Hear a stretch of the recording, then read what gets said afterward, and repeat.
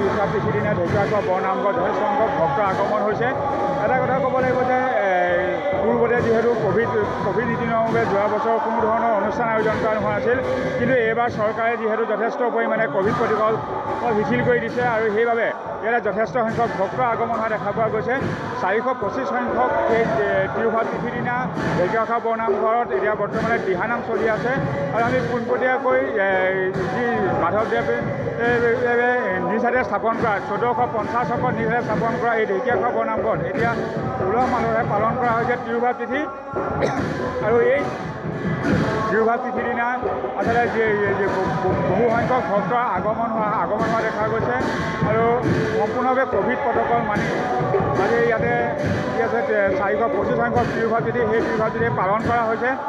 এটা কথা ইয়াতে এতিয়া ইয়াতে দিহানাম চলি আছে আৰু দিহানামৰ মাজলৈ আমি প্ৰাঞ্জনসকলক পোনপটীয়াকৈ লৈ যাব বিচাৰিছোঁ।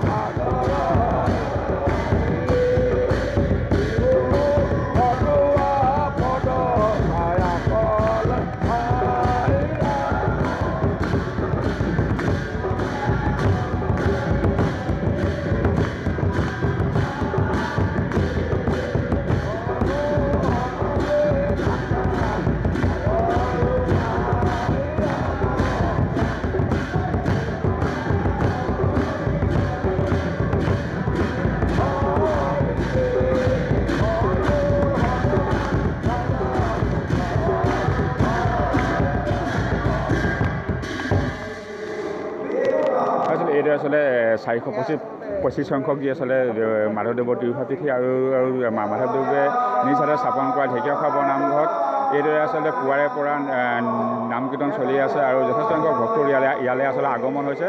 আৰু যিসমূহ ভক্ত পূৰ্বতে যিহেতু সম্পূৰ্ণভাৱে ক'ভিডৰ বাবে বন্ধ আছিল যোৱা বছৰ, কিন্তু এই বছৰ প্ৰশাসনে যিহেতু যথেষ্ট ক'ভিড নীতিৰ শিথিলতা আনিছে আৰু শিথিলতা অনাৰ বাবে যথেষ্ট সংখ্যক ভক্তৰ ইয়াত আগমন হোৱা দেখা পোৱা গৈছে।